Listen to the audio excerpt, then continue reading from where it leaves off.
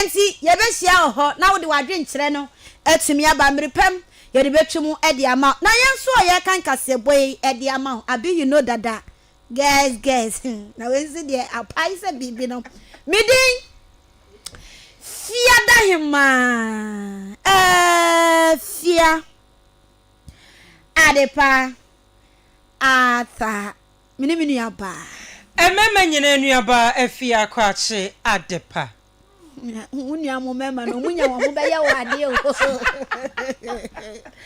yamfa Kase3Bo nchemu entu aswe Nyce FM 90.7 Gyasogyaso ewa ha na Gyasogyaso dia na soafo a ohwe ya kwantimpon wonsem so eye ora kwame govins agboja na sisi ona na obi adabio se ne de okwa probo ani hwese ene akwantimpon ahodo a yeye ya ene ne nyina hye big push na se no omudi omani bedi akire se ne be ya contractors no ebe ya adwuma eye se omutumi ye na etumi aboa esanso omuhwe ne mu se contract ahodo ne nyina no hwebe 2027 enkwa wieye ne de so omutumi wie ne nyina na ne de ade bi tuntum yetumi fa so yonso na etumi aboa enso ewo ekwo nomom na ene ne wabra na oni nsentwerefo edi enkomo efa se ne adwumadie no ekọ ene emiaya ahodo a wakwa gina mu akwa ene adwumadie ahodo no ekọ so enikanika mu no ana chese so far so good ne die oh wo hwe bia ya ahodo o makwa tun se contractors na ni abre ebi mu so dia abro ne be yie pa ana chese o mo bo ebi ya kokwasa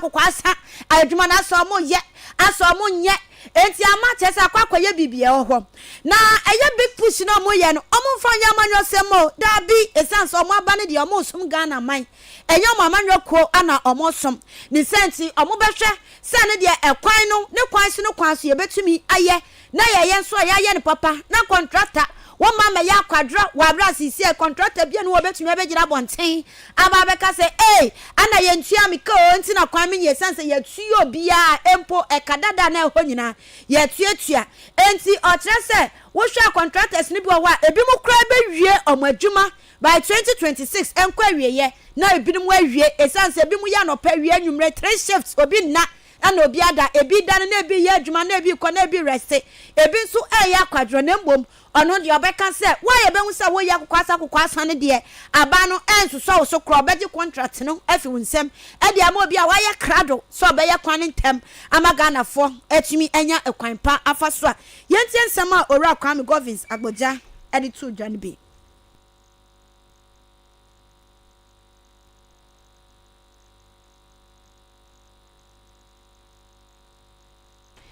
enti yanhwe se ye benya ene no etumi abo amamonso ewo na ene nsemo ora kwame govins agboja editu dwa no yentimra. These are not politically motivated projects. These are projects that were needed yesterday and we are even late in doing it. Let's support to make sure that we deliver this road for the people of this country. You can see at least it is being opened up everywhere we went. You saw the determination of the contractors. That is what we are excited about. Big push will be delivered. Of course, there are some contractors whose previous mindset about these things is such that they take the job, sleep on it, and then never care about the timeline. Well, there's a new sheriff in town. President Mahama is not going to tolerate any contractor who takes the job and doesn't work timeline. We must work within the timelines. And we have another group of contractors who are so determined. We heard this contractor saying that they are ready to start working day and night. And there are some, the first contractor to finish work, I suspect, will be somewhere in Volta region. They work 3 shifts and they are determined to finish by the end of this year. Almost 1 year ahead of schedule. The scope has not been changed. The rates in the BOQ hasn't changed. It is just the attitude of that contractor to prove a point that big push can be delivered on schedule and on time. And that's what we are doing.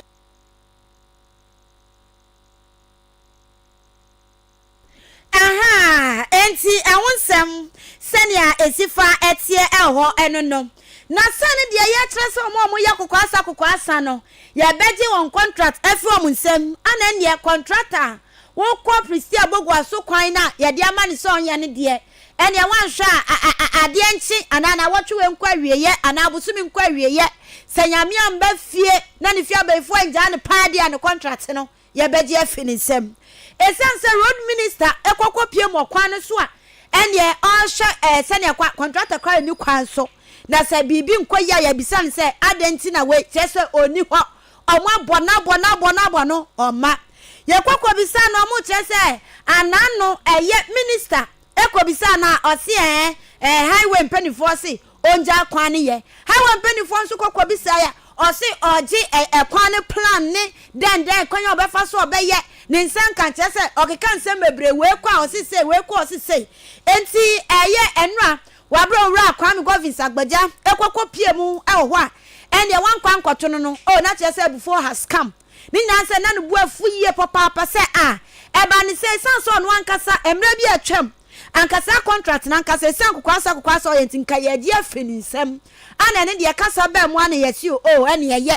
ana ne de otwa asatan kra na ɛka kakra wo nti ɔde hyɛ ka no ana mpanifo class aka ne nyina wie wakɔ akɔtena fie na wada ana kyerɛ sɛ onko road enti ɔkyerɛ sɛ obisa enti ayɛ nkomodidie na ɔkyerɛ sɛ nya yɛ die ɔno no tumi mu ne die na so wɔ saa tumi no nko ade a ɔkyerɛ sɛ ne contract na yɛde ama no yɛnje na yɛmfa mu obi a wayɛ krado a obetumi ayɛ enti ɛyɛ contractor na company ade sa contract no ma ayɛ from Black Oak no nyame ambem pa na saa gyinasi a ministers ni saa net yɛ de ano contract no yɛbɛgye afini nsɛm. He said you haven't given him any design. No, we have given him a line diagram. Because and it's an existing road. What is the design is he looking for? There's always a base, no design. There's always a base. What design do you expect? In the line diagram, everything is clearly stated. It's telling you fill here, yes, cut here, yes. Put the pocket here, put the brain here. So that has been given to him. This is the MC. He's saying that the contractor is saying highway is directed into Stockport because there are no drawings. That is what he told me and the MP, the member of parliament. There is the member of parliament. This is the highway in the region. Who told him to stop? So they are not on site after the clearing. And that is their reason why they are not on site, because they don't have drawings. And the company is Black Oak. Black Oak. Yeah. To be honest, because of this, his inability to work, the stakeholders here did a demonstration, did press conference and everything, and we call him. He will say he will come. I think somewhere last month he brought a few equipment, did the clearing and left again. He doesn't he's not showing any interest in doing the work. And you know, when contractors begin to pick and choose, I don't have drawing, I have this thing, it means there's something that they don't want to talk about. Chief Executive, what's the way forward? Because we can't just leave the situation like this. Have to have a letter warning him, but after that, well, they say nobody fears the letter because they think it's the usual thing to do. If I have my way, let's terminate and get somebody who is more capable to do the work. So I think that start the termination process because he's not even on site to speak to us. He's just basically not around. So terminate and let's get somebody who is interested. This is a very important road. We cannot leave it to somebody who says you are the chief executive of highways. The guy says you are the one who told him not to work, and you are saying you didn't tell him not to work. So no, I think Honorable, you remember very well the last time. Yes. We actually wanted to terminate this project. Yes. And then we recommended the timelines. Yes. He was ready to move in there. Yeah. Then he came and said that he wants to come in there and work. So we can look at that and see if we can mobilize. Exactly. We need somebody who sees the urgency of this to address the concerns of the stakeholders here. This is a very important route. So the issue is that he has run away. That's what the people are saying. He has run away. The contractor came and he has away from the road. Yes. So I think some action should be taken. Enti nya ye wan hwa na ne contract ne yatete mu so ho ye twem na ye de ama obi a waye krado se ene obetoa ekwan no so se ne be ya bogoso pristia sa kwan pa bra na me ko ho edisa me ananse me ja ho akokoko no ne de bi ko ho enye o pristia bogoso kwan apu swedro de empo ye enye adepa mu de ni yo swedro de afa beta tama na me ko enye sei ekwan funi na contractor ye de kwan so ma ya kwasa onim ya terminate the contract onim papa odi ho akwana ba ni pese mo bu bo kwan so ase ni sisi wa bra ye twen last born oze traso yanko okay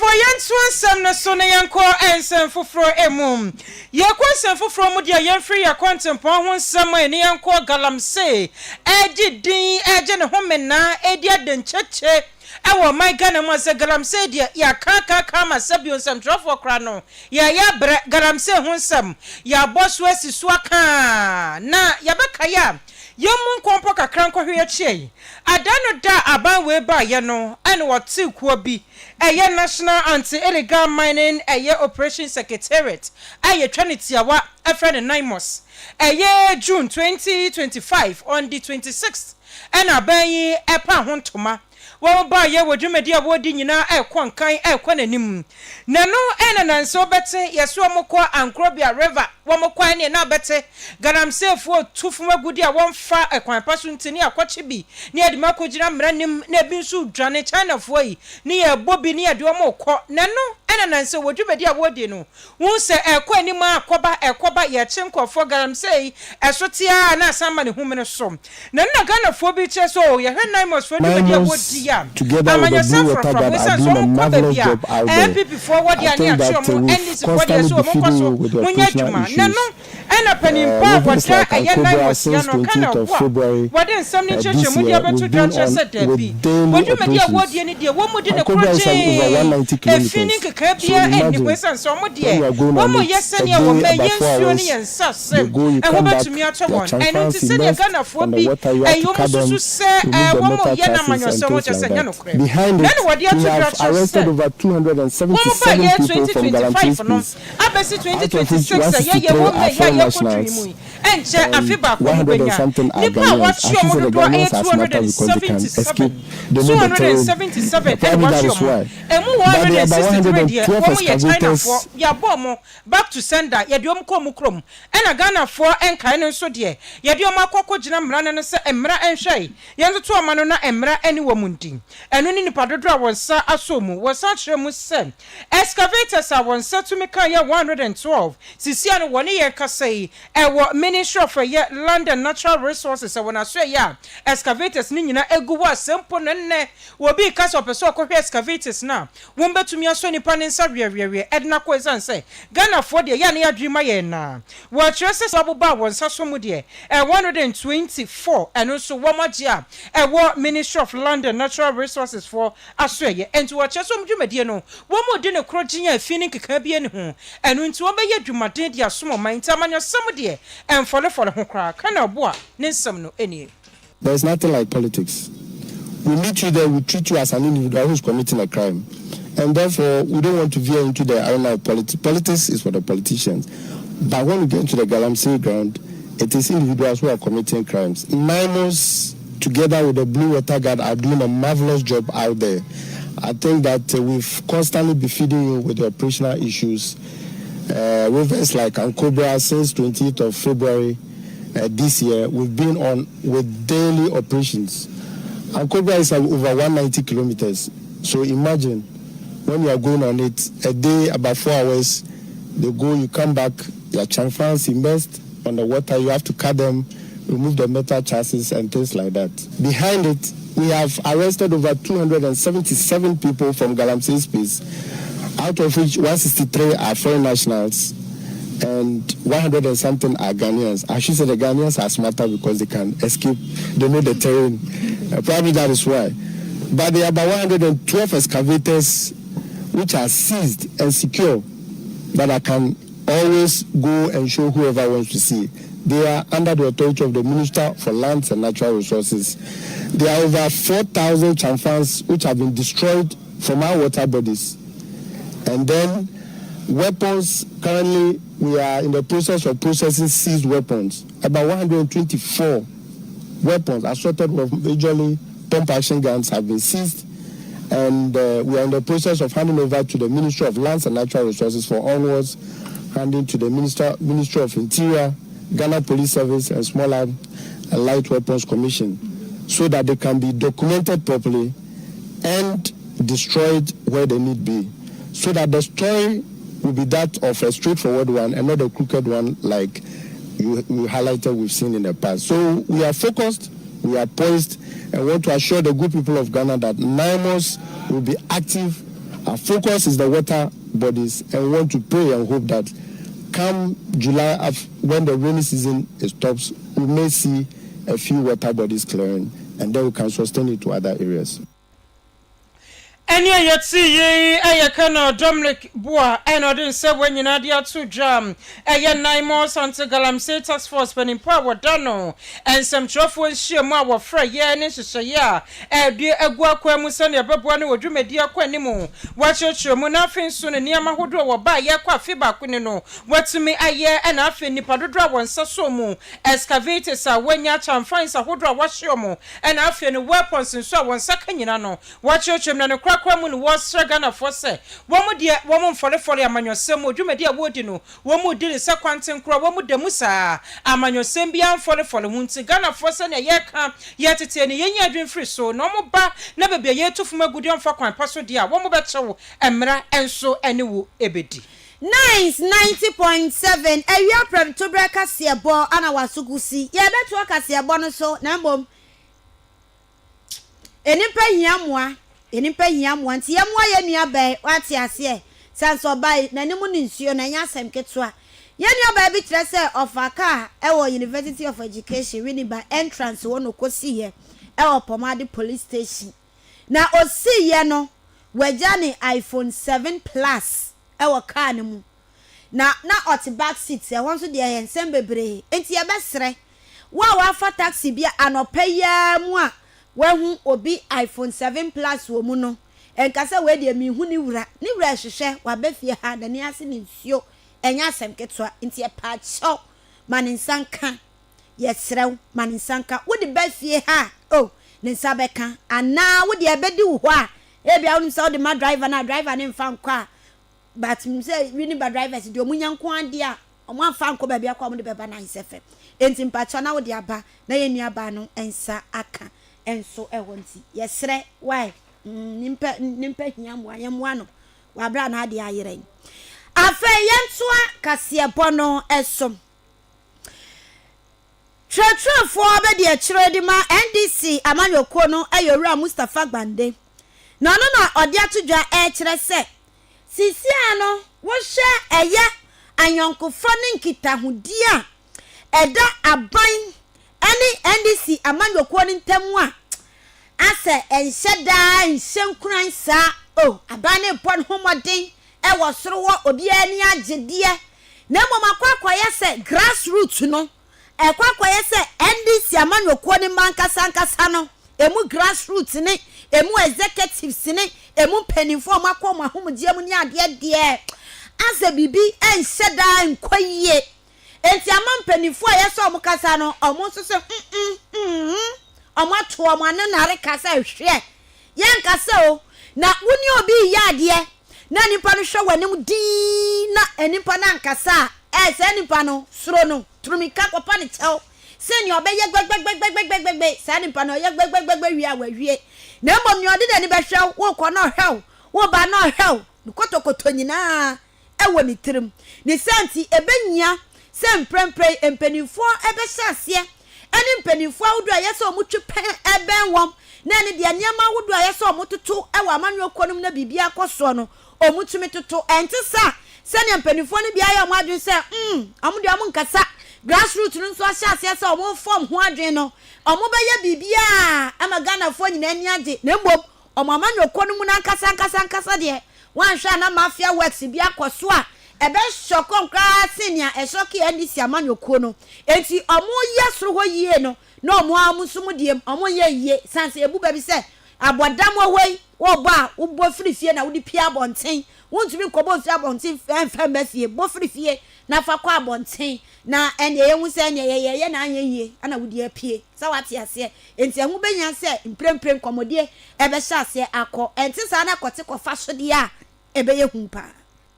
The last time I checked, the national chairman was saying that he's doing his talk, his thank you talk. Opinion has always been that we could have done it together, but the national chairman is doing it because everybody is busy doing something else. That is what he's doing. But I'm saying that irrespective of that, as stakeholders, since we won election, the relationship between the party and government haven't been the best. It is not about jobs, it's not about who gives who job, it's not about who didn't give who job. I'm saying the relationship between the party and the government to ensure that we succeed together have not been the best. All NDC people trusted that we can manage their affairs. And the arrowhead is the president who is the leader. The second is the national chairman. So in most cases, the national chairman is de facto if the president is not around. The president is the leader of the party. He is also the leader of government. And I'm saying that our relationship as a party and as government have not been the best. It may not have been deliberate because when we came, there was too much pressure, everybody running here and there. We are doing well. Everybody is praising us for stabilizing the economy, stabilizing this, stabilizing that. But the danger is that we are leaving our party behind. And I'm concerned, as the officer in charge of operations, I am concerned that we have to go back into conclave to assess what we have done so far, what we have not done, so that we correct same and move on. Look, every election cycle, there are people who go home. So we have former national executives, former constituency executives, former regional executives who are part of the stakeholders of this party. We have current executive structure from the branch to national. We have ministers, we have CEOs. Even though we have ministers, we have CEOs, we have board members who are also stakeholders of this party. There's a need for us to go back into conclave and to sit and assess ourselves. We have elders of the party. We need to run ourselves back to them because the elders of the party have decided to keep quiet. And that is dangerous for any government and any party. You know, when people are quiet, that's when there's a danger. Silence, they say it's golden.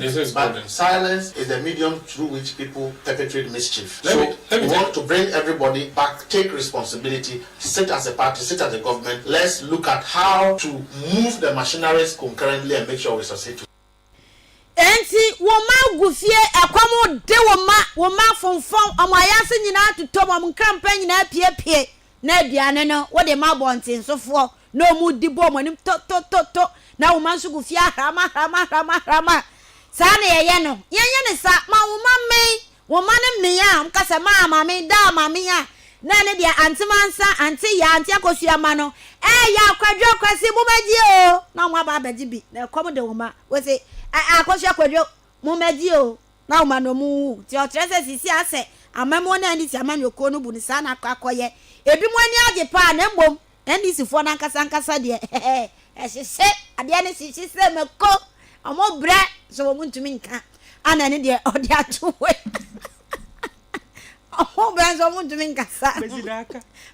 ukale kazi ani eyu umama ukale kazi aso be yesi na obi oye na ya to bon se na yamu endi se fo so na mo ba mo di tuetue ya so ana ora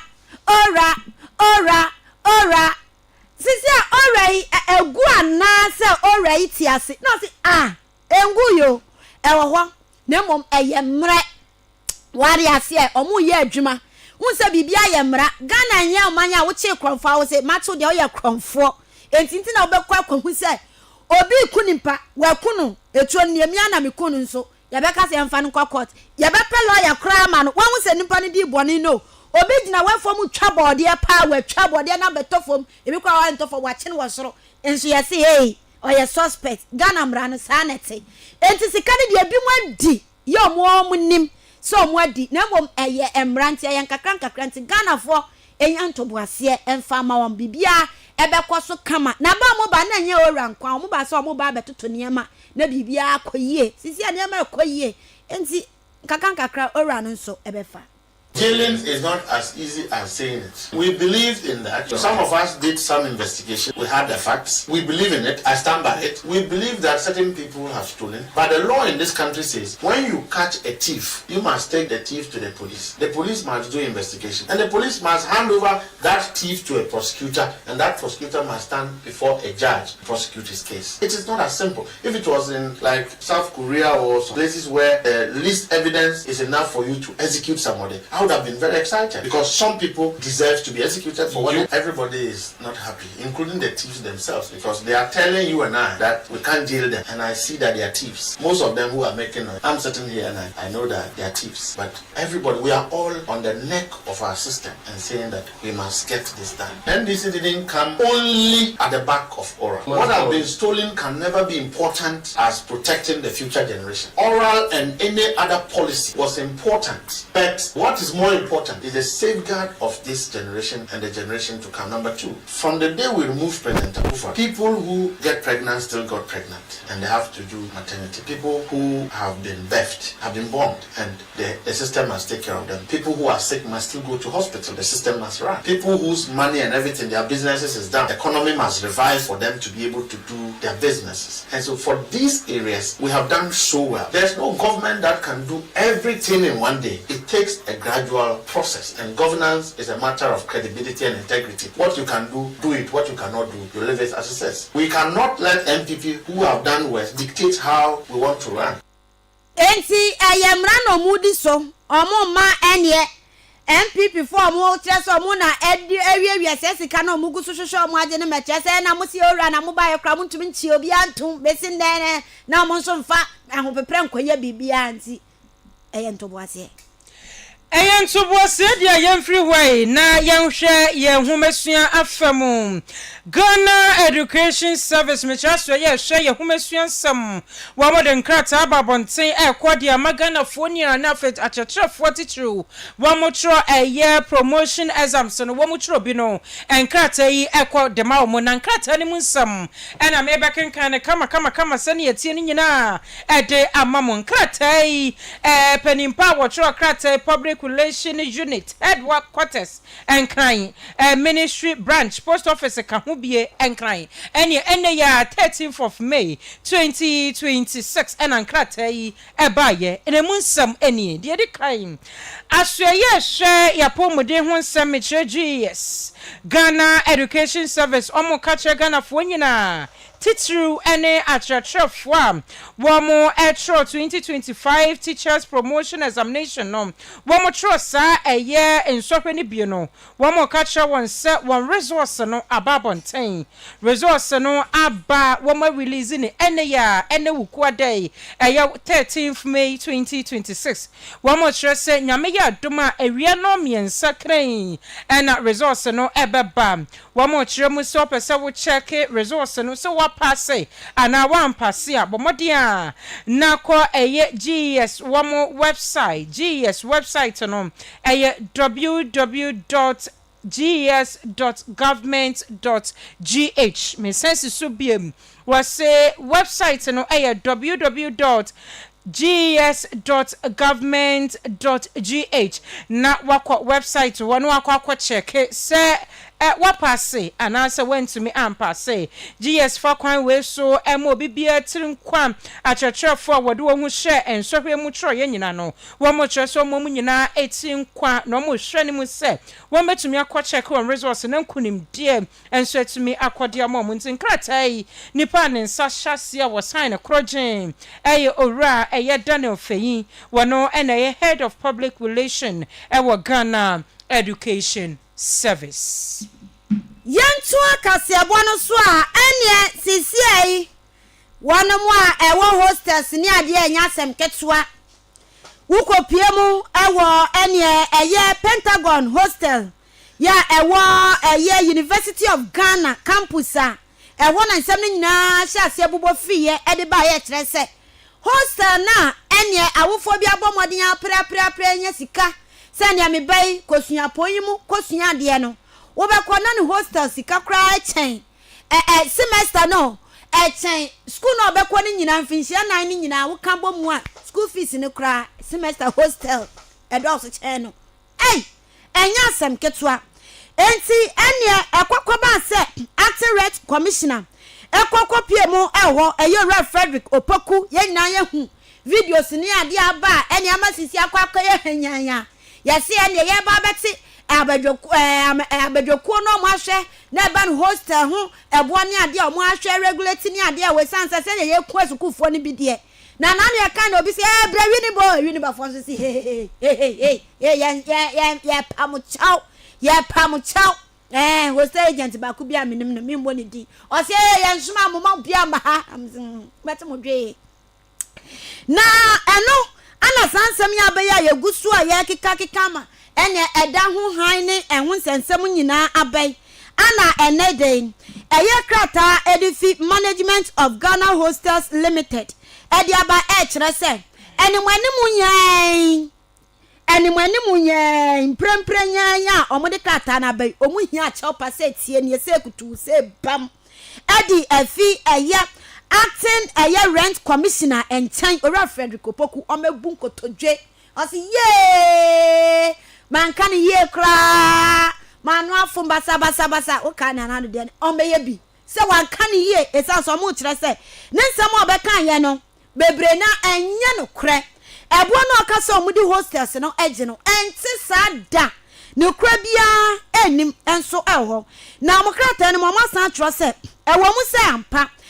social security and national insurance trust investment no ana eban hostel home management ni ade a omo hwede na mama eba no tenancy agreement day to day activities ekoso ho de a eno no nsam nsa eno no yam asem eno no ye omo Ghana Hostel Limited for adwuma entiti ade na momo pese mo chem hostel no omo asi no ebu a omo fama maji ehoi afi so o kire se sa hostess bia na omo kire se ne bo no be 7,000 is Mrs 70,000 eni a kire ni kire se enya asem kitua o ebu no woti a wo yam kra hwam o kire se enti na ye say cut your coats according to your day fashion swear enti wow by wonim say wo maame wanko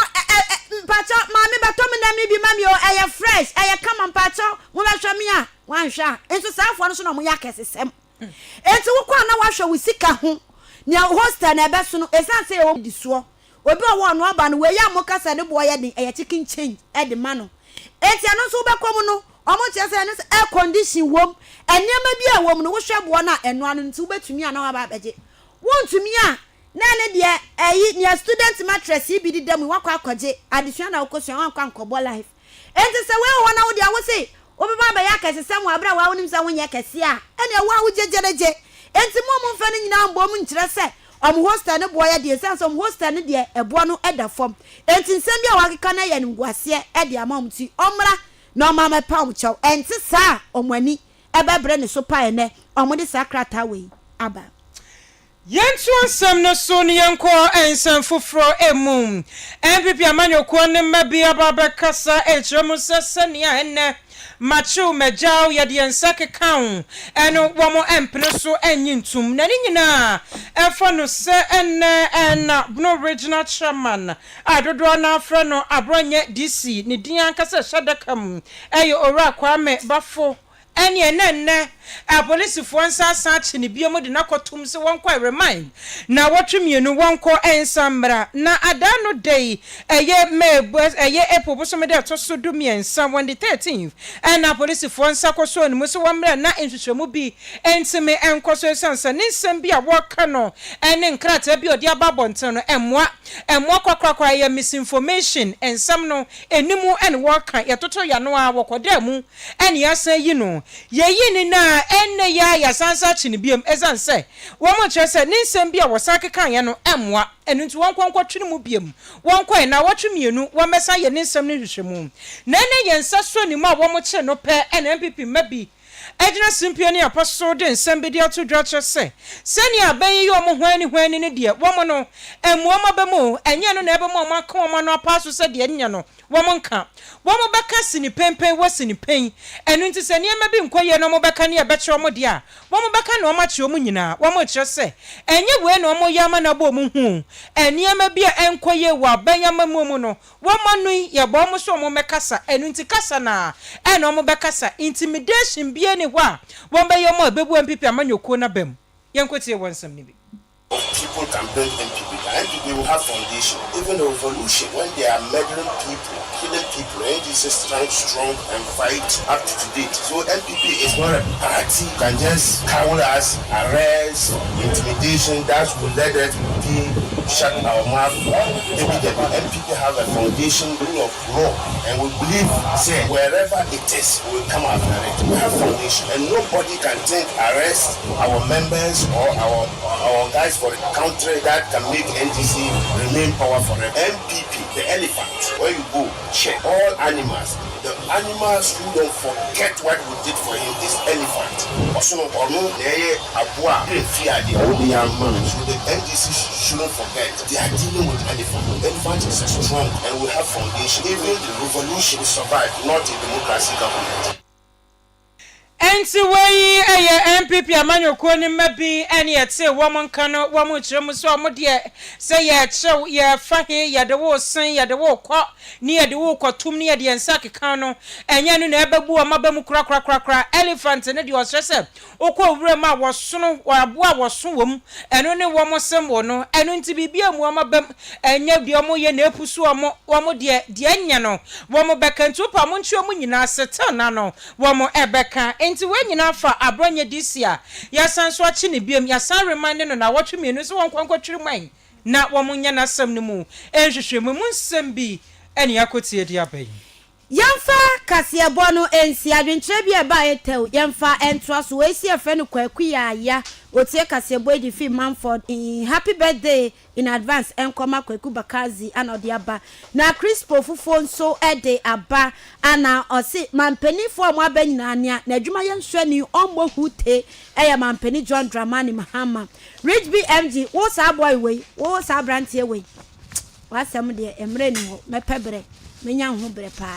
o Rich BMG menya ho bre se wanso wonim asi otie Kase3Bo no edifi wini ba town no emu ana ne kunsu kojo krom enso ede aba na si mampani John Dramani Mahama amemwo wedie trokan se nkruman kwan ana no so ede aba Emmanuel Eliejei esi ohwe Kase3Bo yi edifi Rabisam na ntiankoma Eric Mensa aka Acidic ana Alex Apreku Penyi ana ode abai wenso se ya friend no Eric Bonny ana osim efia adepa kwache ana efia adepa Arthur two at the pest news in the and one year bomb so elho where the friend Nicholas Kojo Diafo and I'll see Otie Kase3Bo live ewo winiba inside BJ Assurance na yanko swana yambo edjumadene and so ho Bob the Blanks and so see Otie Kase3Bo inside Sunu Assurance winiba inchia enkoma adwata yo adwata ne nana we fi park esin chen Kelly says see and so I say or enjoy Kase3Bo no edifi eye Winiba Junction and or say ne wa down yo any happy birthday party ne be kwaso he wo twan what one we bia na wo simi medi bi na me do gift beba enti from him ba me do gift beba why Emmanuel Ejil enso edifi gomwalo me edi aba and or say men kan tna ba ni say onu so nya say contract no de ma double contract wo de kwan we yama nipa semesi wa sand we yama na obede nipa ba kono wakwa ha asa akwa ha say den ya obewo ba ko so aja ba ko enti omo fama 1:1 ratio 1:1 no obi anya ne de enso eho Frank Mensa enso esi ono na ye friend Kwame Osopotogato odifi jaze ana ode aba enso eho Kofi Parliament South enso esi good afternoon senior adepa nya ye de ade wana ye senior wala ali se manyi ya mama senior ana osi mimbisa junior adepa se wawari ana depa wonkwa achi mpacha wawari oh wo sere ani bra se wo sere adepa wawari if you are wawari time ko adepa wawari so ni yankwai oh mempesa me wale tia woni anomo mema woni se ne omasi ase omo anu a we ye list mistake ye be sunsuan se yes me be wale simple tetetia ene agrona so me be wale agrona egu obi amfa ne chance nkofie ene am sorry o mo amode mo propose abegu manim ni nyina ase egu wai mo nkafra ana eye alaji swap enso ede ne de no aba ana se sure bet ede Emma NDC so mu be win presidential election na ni say omode atofo sin ebeba eno anti alhaji swap medase bebre medase nti wo de ebe kasa wo ekire ho why wa chede no mensa kan kama yankopon enshraw enti afei mediasi nai aye ready okay me humpo okay enti we say happy birthday enko ema brajo ene eye wawuda wefi danito hands barbering saloon wadel ana ose menwisho emfama si yankopon hira bebre na omma enkwatenten ya ahoden eni sika ahyemu se emabe enso ewo ehwo. Happy birthday we enso enko emabashia ama eye balovi we if you want kasa wo maame ne wade nyina sister Benedicta enchen ose na ye wa woda yankopon ensure omo wadwe ne nyansa omo wunyi emeye panyipa na butaya yankopon de ama wa basasi su bia no embre mu nso ema ochese okọ school e wo Sinclair na ye wa woda nti ama balovi we if wo maame ho ose odo bebre nso papa enso ewo ehwo nomum we nso say happy birthday enkoma minister Nana Entry Frimpong yeah student ewo Mozama theological seminary Mozano ene wa wouldn't you see original class ni nyina anemu I will show happy birthday we fi Afuketu Ishmael enchen anywhere ne wa would bia enso aboafo no dɔɔso emre ni so adwane nanso enye hwe wa ma obi ano beye sei wan hwe class school no kra wagyan on ba biem production no kra wagyan ye enti wo de mame nye enti wo the general wo mini wo beef me mo wudi enti abaya we friend asena this year later oye ni fam school for nyo na so odin yi o se fan ya wada himan me fan so ena kachire ayide ana nanso de yenya nkofo mienu nti emu aye duo fie ha wanhwe kra ya miensa no aha enti ama besiaba ngofie nkoda o on so sisi a shodo gan so shodo hit ni so come number see eri 911 so edin ko Facebook live ana A3 ana aka yenso ye kan Kase3Bo no ede mamu wa mu ye production na mambo mu di no enye hwe next time mebo mu di munye ne be so mani me ba mebo mu di ya pon ya de nkai bosem no to aso adepa menko na obeko menko ana menko okay mamenko okay mamenko ko aso ko okay aso monko okay ayo enti sika no eni kwanse yedi ni nyina we yanum wate ase edi bi na sie bi eno ntina UEW Cooperative Credit Union abey brana wa account ahodo ni nyina yem bi emfama regular savings, credit card savings, fit savings, withdrawable savings, youth savings ni nyina yese